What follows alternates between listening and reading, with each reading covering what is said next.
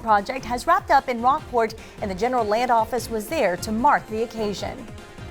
And we'll tell you about a soggy mess out on Waldron Road where a sinkhole was doing its best to swallow an 18-wheeler. And we have a warning tonight about a phone scam where the caller claims to have kidnapped your child.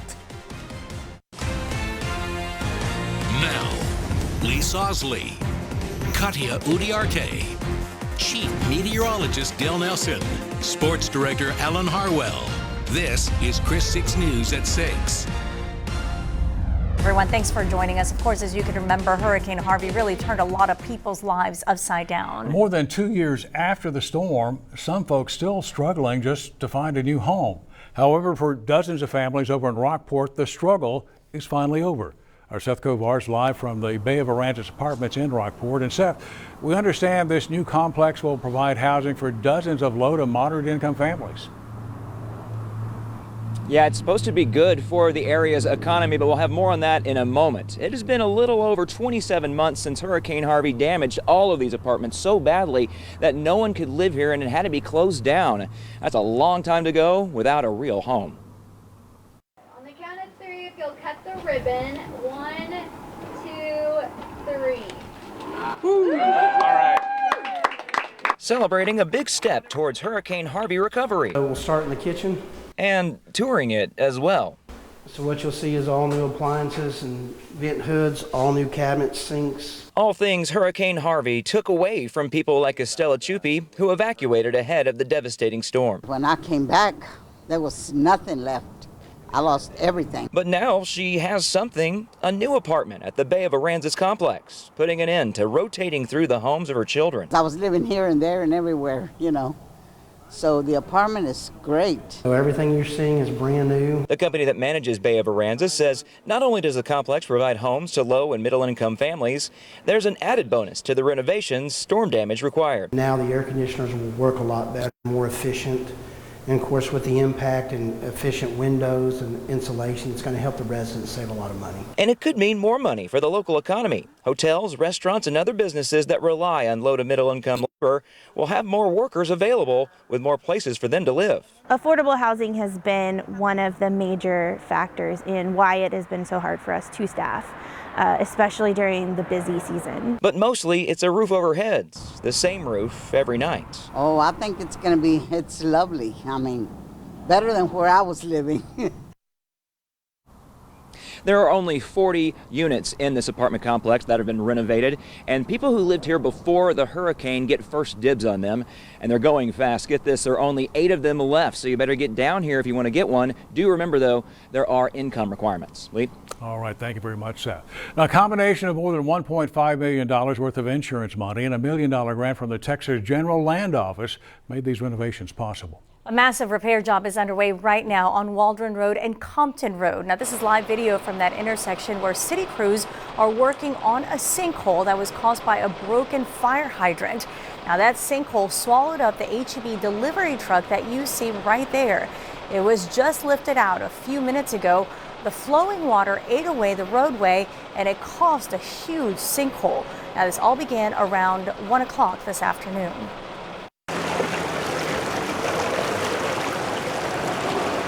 Look at that. That's when another 18-wheeler hit the fire hydrant and started that water leak. The H-E-B truck was trying to get through the intersection when it sank into the street.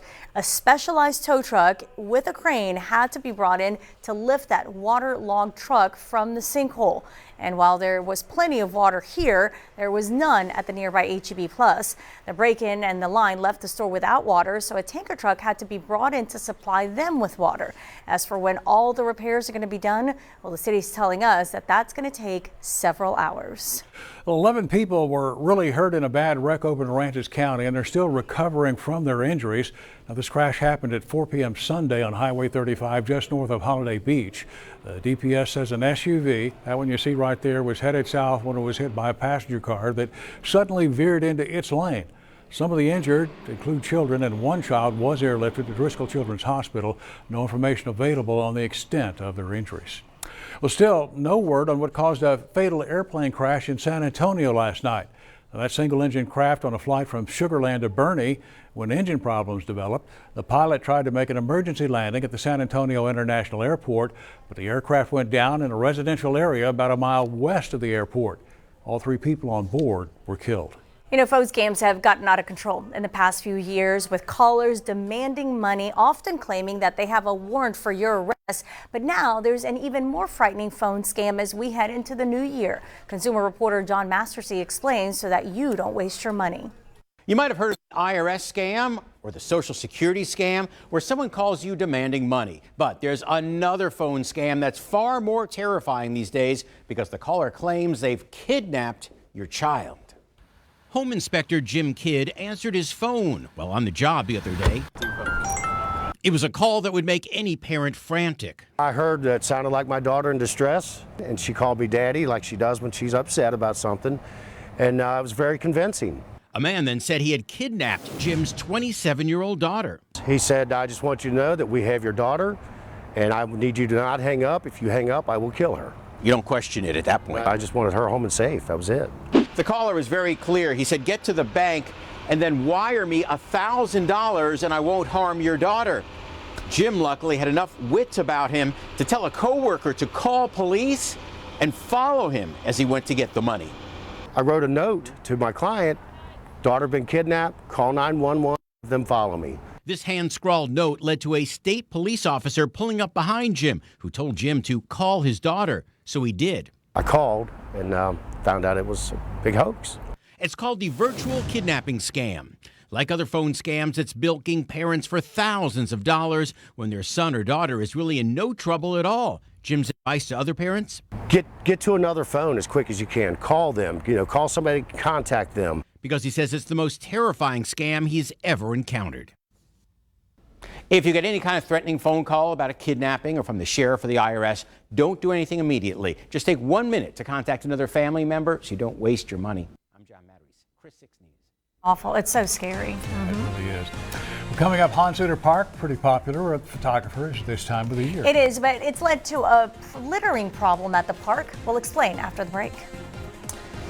And we had lots of sunshine this afternoon, simply gorgeous out there, and temperatures were below normal for the morning low and the afternoon high. 46 this morning, 70 this afternoon. As we take a live look at our First Community Bank 6 weather bug downtown Corpus Christi, where it's 62 degrees with clear skies. Those temperatures eventually falling into the low 40s. Here is the forecast for tonight. Clear, tranquil, and cold with the morning low of 42 degrees with those light northeasterly winds. How long will this cold weather stick around? Stay with us, folks. We'll have the full 6 weather forecast and more news and sports coming up after the break.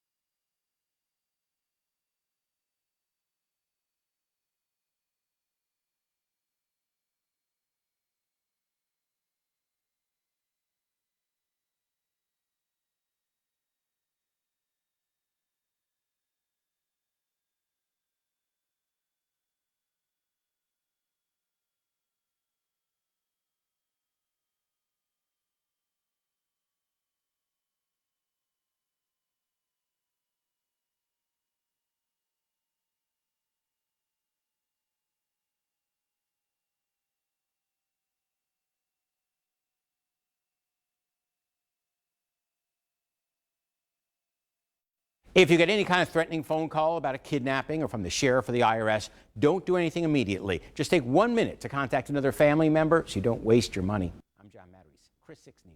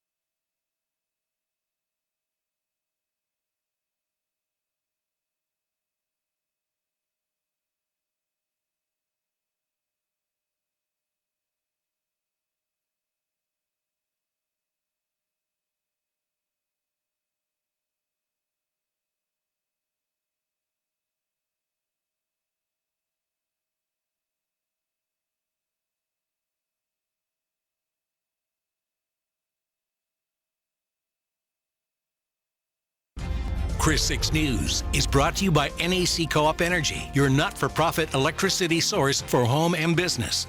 Now, Chris 6 News at 6 continues. Welcome back, everyone. Del Mar College officials held a celebration today at the site of their new Southside campus.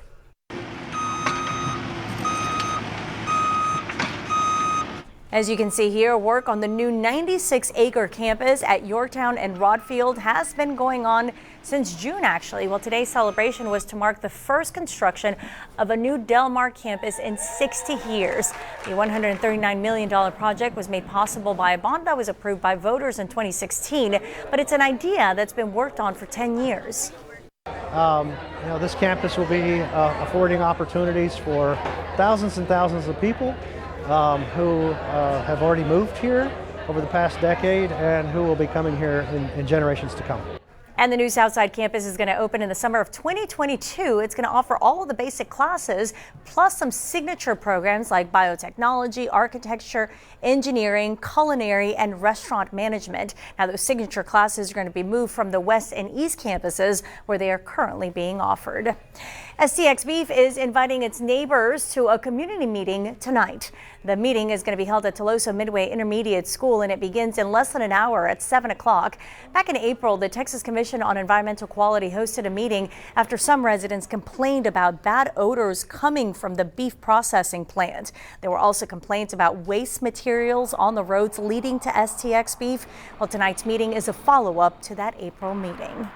Well, one of the city's popular parks is getting trashed. Hans Suter Park often used as a backdrop for holiday photos, but unfortunately that has caused some littering. Now, to get that perfect holiday picture, some folks try to use confetti or fake snow, but they don't clean up after they've gotten finished. One local photographer says she's seen the end results for herself. The closer I got and I started picking it up, I realized it was literally pieces of small plastic. And I assumed it was because somebody was trying to do fake snow. Now, Stuart has some tips for people who want to recreate snow in the background of their pictures. Of course, sea salt works pretty well, so do instant mashed potatoes. They all look pretty real, and they're also biodegradable. Good tips. And just in time for the cooler weather, a local group called A Map of Texas delivered hundreds of coats for little ones today. The group collected 400 coats just last week, and now they're going to be sorted out and distributed to children across our community. Prospera Housing, which is a local affordable housing program, is going to distribute the coats. Well, a small town just minutes south of the Texas border turned into a bloody war zone. Yeah, nearly 24 people were killed, and they are the victims of Mexico's ongoing drug war.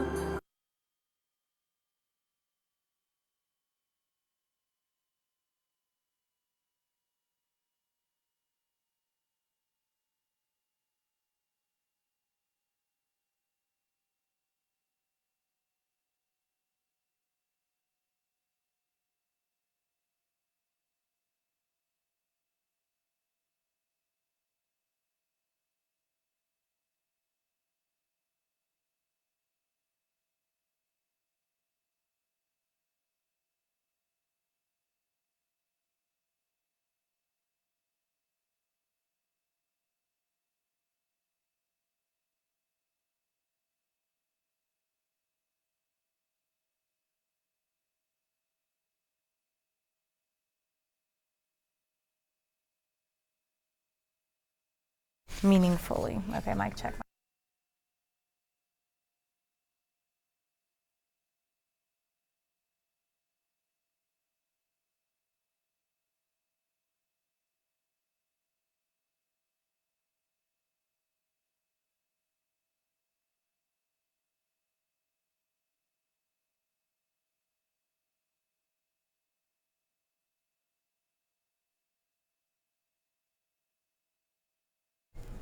And welcome back. A small town in Mexico, down near the Texas-Mexico border, the scene of a very deadly gun battle between drug cartel members and Mexican security forces. Yeah, 22 people were killed in that shootout, and it happened in Villa Union in the Mexican state of Coahuila.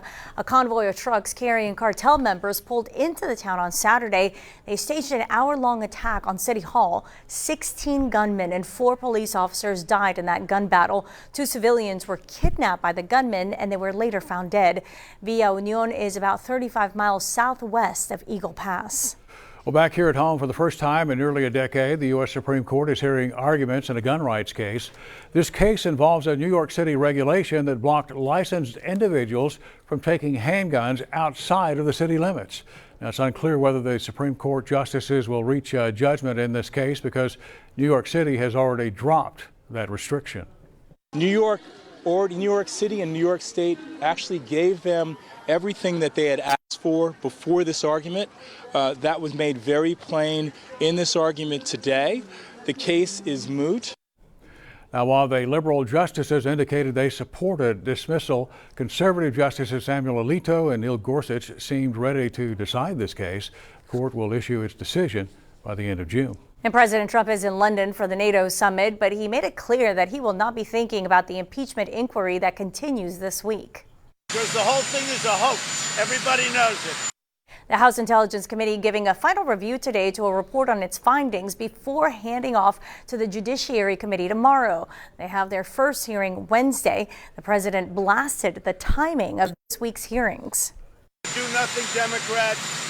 Decided when I'm going to NATO, this was set up a year ago, that when I'm going to NATO, that was the exact time.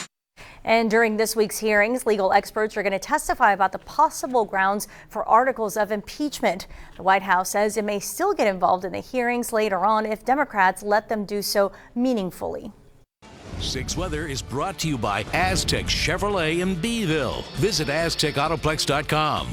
Now, the most accurate weather forecast in South Texas with meteorologist Juan Acuna. Hi everyone, this is the Aztec Chevrolet forecast. Chief Meteorologist Del Nelson is off for tonight and will return on Thursday. Outdoors right now, we have a little bit of some sunlight left over. Overall, we have the evening taking over right now, and it's pretty nice out there. We continue to have clear skies all across the coastal bend. In fact, as we take a look at the Aztec Chevrolet time lapse, even early this morning, we had some of those very thin, high cirrus clouds that were streaming across the coastal bend for today. Still led to a fantastic afternoon here. Below seasonal average, only topping off at 70 degrees here in Corpus Christi. Right now we are at 62. Up in Beeville, you're holding on to 61 there, but a couple of 59s from Orange Grove on over to Ingleside and Port Aransas, and to 56. A rather chilly night starting already out at the Naval Air Station, Flower Bluff, and even in Rockport at 56 there, and still ranging to 65 for our friends in Falfurrias. Look at these dew points. It is extremely dry out there. If your lips are getting chapped, this is why, because the dry air all in place. We have 20s and 30s, even some lower 40s right near the coastline, but no matter how you look at it, it's dry out there. We're used to these numbers being into the 60s and 70s. Notice as we go into tomorrow afternoon, we get a little bit more moisture out near the coastline, but it's still going to feel rather comfortable off and about. And notice they pick up just a little bit as we head into early Wednesday morning, and then some more dry air comes in. This is not a frontal boundary. This is more high pressure coming right back into the area. It will give us a northerly flow very briefly before an east-southeasterly wind takes over, but nonetheless, we'll continue to have dry air at least over the next 48 hours. The winds have not been too much of an issue. Everyone is below 10 miles per hour. And as we go into tomorrow morning, that's going to continue to be the case. So with the clear skies and these light winds, going to lead to some excellent radiational cooling. So another cold start for tomorrow. But notice the south-southeasterly winds pick up tomorrow afternoon. But these winds, they are really light out there. The bays are going to be smooth. But notice early Wednesday morning, there's that northerly push. Again, not a frontal boundary, just a high pressure coming in. Again, giving us a little bit more dry air. And then we'll pick up that east-southeasterly wind by the afternoon. Right now, those high thin cirrus clouds continuing to move into the area. We're going to stay mainly clear all the way to tomorrow morning, right on into tomorrow afternoon as well. And that's just going to hold true even as we head into Wednesday morning and on into Wednesday afternoon as well. Again, right now we are at 62 degrees. The evening forecast by 10 o'clock takes us into the lower 50s. So if you have plans for tonight, maybe a jog near Ocean Drive, definitely take the light jacket along with you. It's going to be pretty cold out there with those east-northeasterly winds below 5 miles an hour. We will bottom out at 40 42 here, but upper 30s up in the inland and northern sections of the coastal bend. So a cold start, 72 at noon though tomorrow, as 72 very nice at 5 o'clock in the afternoon. We'll top out at 75 here, middle to upper 70s inland and right near the coastline into those lower 70s as high pressure continues to hold on to the region right now. Our next frontal boundary off to the coast of the California area as we maintain under high pressure. All the cold air continues to be up to the north, but as we track this over the next couple of days, it's going to start to warm up as high pressure moves off to the Gulf of Mexico. We'll get more humidity coming in as we go into Thursday, but then on Friday, about midday, we'll look for that front to come in with only a few showers. So our NEC Co-op Energy 7-day forecast takes us to 42-75 on Tuesday, 52 and 77 on Wednesday, and then we warm up ahead of the front, and then the start of the weekend looking fantastic, lots of sunshine. Oh, it looks great. All right. Good. Thank you very much, Juan. Well, high school football playoffs heat up with round 4 later this week. And only 3 local teams remain standing. Alan is going to take a closer look after this quick timeout.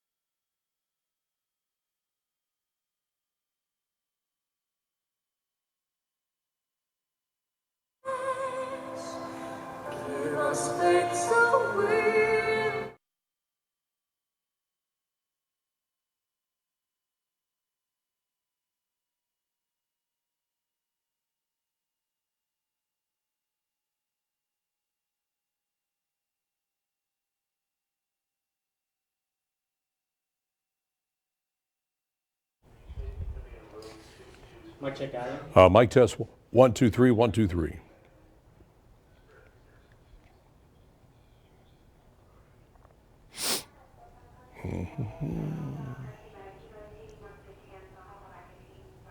How's that? What is this we're looking at? I'm sorry? What is this? It's a nativity scene. Okay.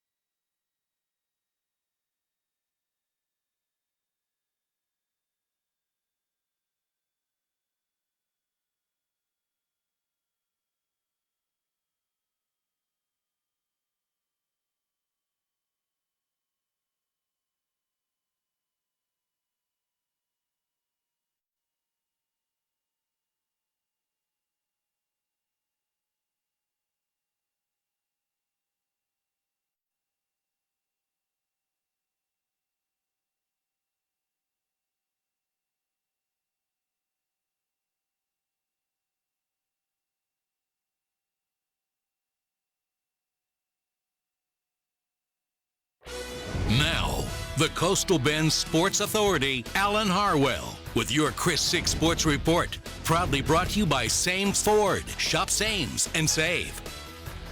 Hi, good evening, everybody. Well, when the high school football playoffs started a few weeks ago, we had 23 area schools playing. Now we're down to just 3, and we are excited to announce tonight that we're going to televise Veterans Memorial's big game against San Antonio Wagner this Friday night at Buccaneers Stadium. It's all part, of course, of Thomas J. Henry's Game Night South Texas, live on Chris Communications. Not sure what channel yet it's going to be broadcast on. We'll announce that tomorrow, but it is Vets Memorial and Wagner, Friday night, 7:30 from Buccaneers Stadium. Well, it is Monday, time to announce our Friday Night Fever Playoff Edition Game Changer. As always, lots of great choices. Only one can win, so let's see who takes it this time.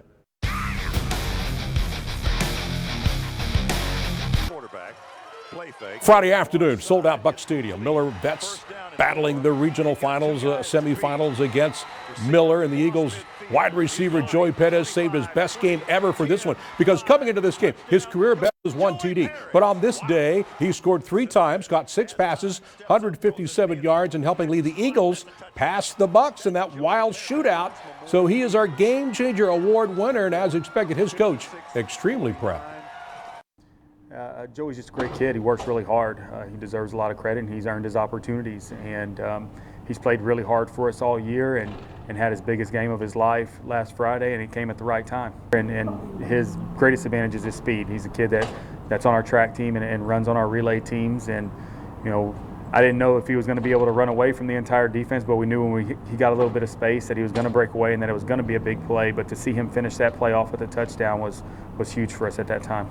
All right, congratulations to Vets wide receiver Joey Pettis, our Friday Night Fever Playoff Edition Game Changer Award winner. Well deserved. All right, now the Carolina Wildcats jumped out to a big lead and then rallied in the second half to beat Brent 47-32 this past Saturday in the Alamo Dome. And for Coach Phil Danaher and his Cats, are going back to the 5A Division II regional semifinal again. Really no surprise here. And we will have this game covered for you Saturday night, 8 o'clock from the Alamo Dome. And how about those Refugio Bobcats? They're coming off that thrilling victory over Shiner Friday night. The Bobcats refused to quit. They rallied late, and they got a late Jordy Martinez game-winning field goal. More on this tonight at 10 o'clock. And again, this game will be played against Holland Thursday, 7:30 at the Alamo Dome. Again, more on this game at 10 o'clock tonight. So much great football. Man, got 3 left. Looking good. All right.